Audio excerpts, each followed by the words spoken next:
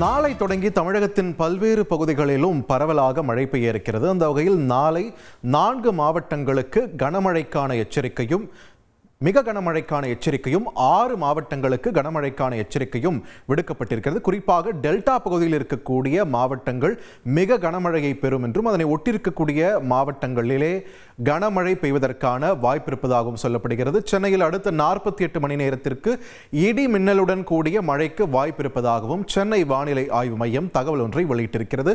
அதனை முக்கிய செய்தியாக நாம் பார்த்து வருகிறோம்.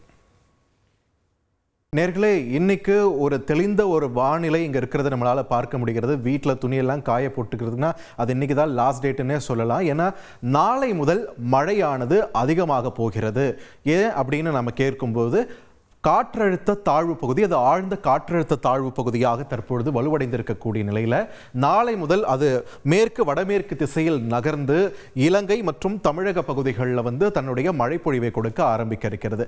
இந்த நிலையில தான் வானிலை ஆய்வு மையம் நாளை 4 டெல்டா மாவட்டங்களுக்கு மிக கனமழைக்கான எச்சரிக்கையும், அதனை ஒட்டியிருக்கக்கூடிய 6 மாவட்டங்களுக்கு கனமழைக்கான எச்சரிக்கையும் கொடுத்திருக்கிறார்கள்.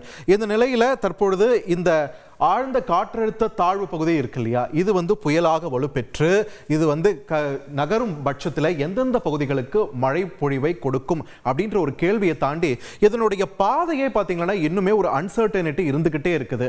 இந்த பாதையில தான் இது பயணிக்க இருக்கிறது அடுத்த 3-4 நாட்களுக்கு அப்படின்ற எந்த ஒரு திடமான முடிவுக்கும் வர முடியாத ஒரு சூழல் இருக்கு. ஏன்னா ஏற்கனவே சொன்ன மாதிரி நிறைய வெதர் மாடல்ஸ் இருக்கு. இந்த ஒவ்வொரு வெதர் மாடலுடைய ஃபோர்காஸ்டும் நமக்கு விதவிதமான ஒரு தகவல்களை கொடுத்து வருகின்ற அந்த வகையில் பார்த்தீங்கன்னா பிரதானமாக பெரும்பாலான வானிலை ஆர்வலர்களும் இந்த மாடல்களும் நமக்கு கொடுக்கக்கூடிய பாதை என்னவா இருக்கு அப்படின்றத நம்ம பார்த்துடலாம். முதல்ல தற்போது இது எந்த இடத்துல இது மையம் கொண்டிருக்கிறது தற்போதைய சூழல்ல அப்படின்னு நம்ம பார்க்கும்போது, இங்க இலங்கைக்கு தென்கிழக்கு திசையில் தற்பொழுது இது இருக்கிறது. இது தொடர்ந்து மேற்கு வடமேற்கு திசையில் நகரும் பட்சத்தில் தான் இந்த பகுதிகளில் மழை பொழிவு தீவிரமாக இருக்கிறது. அதில் முதல்ல பாசிபிலிட்டி இருக்கக்கூடிய பாதை என்ன அப்படின்னு சொல்றாங்கன்னு பார்த்தீங்கன்னா, அப்படியே இங்கிருந்து நகர்ந்து இலங்கையை இந்த பக்கம் கரையை கடந்து ராமநாதபுரத்திற்கும் டெல்டா மாவட்டத்திற்கும் இடையில் இது கரையை கடக்கும் இந்தியாவில் அப்படின்ற ஒரு தகவல் இருக்கிறது.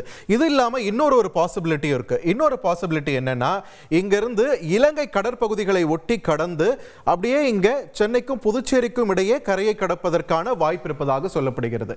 இது ஒரு பாசிபிலிட்டி. இது ரெண்டும் இல்லாம இன்னொரு பாசிபிலிட்டியும் சொல்றாங்க. அது என்ன அப்படின்ட்டு பார்க்கும்போது, இங்க இருந்து இலங்கையையும் சரி தமிழகத்திலையும் சரி கரையை கடக்காமல் அப்படியே வடக்கு நோக்கி நகர்ந்து விடும் அப்படின்ற ஒரு பாசிபிலிட்டியும் இருக்கு.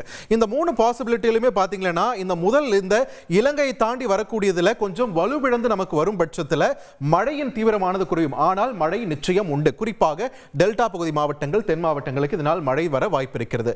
இரண்டாவது இந்த சாத்தியக்கூறு எடுத்து பார்த்தா, வடகடலோர மாவட்டங்கள், டெல்டா மாவட்டங்கள், உள் மாவட்டங்களுக்குமே கூட, வட மாவட்டங்களுக்குமே கூட கனமழை பெய்வதற்கான வாய்ப்பு இருக்கக்கூடிய ஒரு சூழல் இருக்கிறது. ஆனா அதுவே இந்த மூணாவது இருக்கக்கூடிய பாசிபிலிட்டி நாம பார்க்கும்போது, இதனால் ஏற்படக்கூடிய மழை பொழிவு இந்த ரெண்டையும் கம்பேர் பண்ணும்போது குறைவுதான். ஆனா கடலோர பகுதிகளில் மழை உறுதி என்று சொல்கிறார்கள். சோ இதனுடைய பாதை மாறலாம், ஆனா மழை பொழிவு நிச்சயம் அப்படின்னு சொல்றாங்க. சோ ஏற்கனவே சொன்ன மாதிரி நிறைய மாடல்ஸ் இருக்கு. இதுல நாம எந்த மாடலை கன்சிடர் பண்ணலாம் அப்படின்ட்டு பார்க்கும்போது, முதல்ல இந்த ஐரோப்பிய மாடல் இதை நம்ம பார்த்துடலாம். ஐரோப்பிய மாடலின் படி இதனுடைய பயணம், அதனால நமக்கு கிடைக்க போற மழை எப்படி இருக்கு அப்படின்றத நம்ம பார்த்துடலாம். தற்போதைய நிலவரத்தை நம்ம பார்த்துட்டு இருக்கோம். இலங்கைக்கு தென்கிழக்கு பகுதியில் இருக்கக்கூடிய இந்த ஆழ்ந்த காற்றழுத்த தாழ்வு பகுதி வலுப்பெற்று நகரும் பட்சத்தில் இதனுடைய பயணம் எப்படி இருக்க போகிறது. ஏற்கனவே நாளை 4 மாவட்டங்களுக்கு எச்சரிக்கை எடுத்திருக்காங்க இல்லையா, பாருங்க. நாளை மாலை வேளையில இங்க டெல்டா பகுதியில் தன்னுடைய மழை பொழிவை கொடுக்க ஆரம்பிப்பதை நம்மால இங்க பார்க்க முடிகிறது. டெல்டா மாவட்டங்கள் தொடங்கி இங்க தென் மாவட்டங்கள் அப்படியே இந்த ஸ்ட்ரெச்ல இந்த மழை பொழிவு இருப்பதற்கான வாய்ப்பு இருக்கிறது. குறிப்பாக டெல்டா பகுதிக்கு தான் அதிகம் மழை பெய்வதற்கான வாய்ப்பு இருக்கிறது. சோ இந்த சூழல் தொடரும் பட்சத்தில் இதனுடைய தாக்கம் பாருங்க. ஃபுல் ஸ்கிரீன்ல பாத்தீங்கன்னா தெரியும் எவ்வளவு ஒரு பிரம்மாண்டமான ஒரு சிஸ்டமா இருக்குதுன்னு சொல்லிட்டு. சோ இந்த மழையின் தீவிரமும் அடுத்த நாட்களில், அதாவது 26, 27 இந்த 2 நாட்களுமே பாருங்க எந்த அளவுக்கு மழை உள்ள தீவிரமாகிறது அப்படின்னு நம்மளால பார்க்க முடிகிறது. அந்த வகையில கடலோர மாவட்டங்கள், டெல்டா மாவட்டங்கள் முழுவதிலுமே கூட பலத்த மழை, கனமழை, அதிகனமழை என்ற அளவில் பெய்வதற்கு வாய்ப்பு இருக்கக்கூடிய ஒரு சூழலை நம்ம பார்க்கிறோம். இது சென்னை உள்ளிட்ட பகுதிகள் வரைக்குமே கூட இதனுடைய தாக்கம் இருக்கிறது. தெற்கு ஆந்திரா வரைக்குமே இருந்தாலுமே கூட கனமழை என்ற ஒரு விஷயத்தை நாம எடுக்கும்போது இது சென்னை, அதற்கு கீழே செங்கல்பட்டு, அதுக்கப்புறம் கடலூர், புதுச்சேரி இந்த மாவட்டங்களுக்கு கனமழைக்கான வாய்ப்பு இருக்கக்கூடிய ஒரு சூழலை நம்ம பார்க்கிறோம். ஆனா இது கரையை எங்க கிடக்குது அப்படின்னு பார்த்தா, கனமழையை கொடுத்தாலுமே இந்த பகுதியில் பாருங்க அப்படியே தினமா ஒரு 2-3 நாளைக்கு இருந்து அது நகர நகர நமக்கு மழை பொழிவை கொடுத்துக்கிட்டே கொஞ்சம் கொஞ்சமா வலுவிழக்கக்கூடிய ஒரு சூழலையும் பார்க்கிறோம்.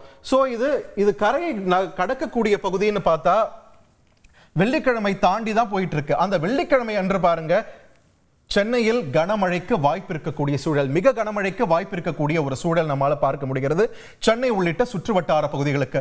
ஆனாலும் இது கரையை கடக்க போவதில்லை. அப்போதுமே இந்த ஐரோப்பிய மாடலின் படி இது கரையை கடக்க இருப்பது எங்கன்னா சென்னைக்கும் மேல ஆந்திராவில் மசூலிப்பட்டினம் அந்த பகுதியில் கரையை கடப்பதற்கான வாய்ப்பு இருப்பது தான் ஐரோப்பிய மாடல் நமக்கு சொல்லக்கூடிய செய்தி. அப்படி பார்த்தா வரும் 26ஆம் தேதி தொடங்கியே சென்னைக்கு மிதமான மழை தொடங்கினாலுமே மற்ற பகுதிகள் பாருங்க, புதுச்சேரி தொடங்கி கீழே டெல்டா பகுதிகள் வரைக்கும் கனமழை, அதிகனமழை என்றால் பெய்வதற்கு வாய்ப்பு இருக்கக்கூடிய ஒரு சூழலை நாம பார்க்கிறோம். இன்டென்சிட்டி எந்த அளவுக்கு அதிகரிச்சிருக்குன்னு பாருங்க. இது நாட்கள் நகர நகர சென்னைக்குமே அதிகனமழை வெள்ளிக்கிழமை என்ற வாக்கில் நமக்கு அதிகமான ஒரு மழை பெய்வதற்கு வாய்ப்பு இருக்கக்கூடிய ஒரு சூழலை பார்க்கிறோம். தற்போதைய சூழல்ல இது கரையை கடக்க இருப்பது சென்னையும் தாண்டி மசூலிப்பட்டினம் என்ற ஒரு அளவில் ஐரோப்பிய மாடல் நமக்கு காட்டுகிறது. அமெரிக்க மாடல் GFS மாடல் இருக்கு. GFS மாடல் அப்படியே இதற்கு வேற ஒரு சாத்தியக்கூறு காட்டுது. GFS மாடல் என்ன சொல்லுதுன்னு பாத்தீங்கன்னா, இது இந்தியாவிலேயே கரையை கடக்க போறதில்லை அப்படின்னு சொல்லிட்டு வேற ஒரு தகவலை கொடுக்குது. அதன்படி பார்த்தோம்னா இதனுடைய நகர்வு, ஏற்கனவே சொன்ன மாதிரி நகர்வு எந்த திசையில இருந்தாலுமே மழை பொழிவு உறுதி அப்படின்றது தான். சோ இதனுடைய நகர்வை நாம பார்க்கும்போது பாத்தீங்கன்னா வரும் 26, 27 தேதிகளில் தமிழகத்தின் பல்வேறு பகுதிகளுக்கும், அதாவது கடலோர பகுதிகள், டெல்டா பகுதிகளுக்கு கண்டிப்பா மழை தருகிறது. ஆனா இது கரையை கடக்கல. இலங்கையிலையும் நிலத்தை தொடல, இந்தியாவிலையும் நிலத்தை தொடல, அப்படியே கடலோர பகுதிகளிலேயே தன்னுடைய பயணத்தை மேற்கொண்டு வடக்கு திசையில நகர்ந்து, வடமேற்கு திசையில நகர்ந்து அதனுடைய டார்கெட் எங்க போறது தெரியுமா? அமெரிக்க மாடலை பொறுத்த வரைக்கும் இது பர்மாவில் கரையை கடப்பதற்கான வாய்ப்பு இருக்கிறது அப்படின்ற ஒரு தகவலை தற்பொழுது அமெரிக்க மாடல் நமக்கு தெரிவிக்கிறது. ஆனாலும் நமக்கு நிறைய மாடல்கள் இருக்கும்போது மேக்ஸிமம் எந்த அவுட்புட் நமக்கு கிடைக்குது அப்படின்ட்டு பார்க்கும்போது ஆக்சஸ்னு இன்னொரு மாடல் இருக்கு. அதுவும் கூட இதே பகுதியில் கடந்தாலுமே மழை பொழிவு தமிழகத்திற்கு உறுதின்னு சொல்லுது. இதுல ஐகான் மாடல்னு ஒரு இருக்கு. அந்த ஐகான் மாடல் கொடுக்கக்கூடிய செய்தி தான் நமக்கு இன்னும் நம்ம கூர்ந்து கவனிக்க வேண்டியதா இருக்கு. ஐகான் மாடலை பொறுத்த வரைக்கும் பாத்தீங்கன்னா இது நகர்ந்து இலங்கைக்கு பெருமழையை கொடுத்துட்டு அப்படியே மேல நகரும் பட்சத்துல இது கரையை கடக்க இருப்பது எங்க அப்படின்ற ஒரு கேள்விக்கு பதில் என்ன தெரியுமா? இதை கரையை கடக்க இருப்பது சென்னையில் அப்படின்றது தான். ஸோ ஐகான் மாடல் படி இது ஃபெஞ்சலாக ஒரு புயலாக மாறும் பட்சத்தில் கரையை கடக்க இருப்பதே சென்னை தான். அப்போங்க 25 முதல் 30 சென்டிமீட்டர் அளவுக்கு கூட மழையை தருவதற்கு வாய்ப்புள்ள ஒரு பகுதியாக இது இருக்கிறது. ஸோ கனமழை இந்த வாரம் முழுக்கவே நாம் எதிர்பார்க்கலாம். நாளை மாலை முதலே டெல்டா பகுதிகளில் மழை தொடங்க, செவ்வாய் புதன் 2 நாட்களும் தமிழகத்தின் சென்னை உள்ளிட்ட வடகடலோர பகுதிகள், டெல்டா பகுதிகள் எல்லாத்திலுமே கனமழை தீவிரம் எடுக்க வாய்ப்பு இருக்கிறது. இந்த வாரம் முழுக்கவே நமக்கு கனமழைக்கான வாய்ப்பு இருக்கக்கூடிய ஒரு சூழல் நம்ம பார்க்கிறோம்.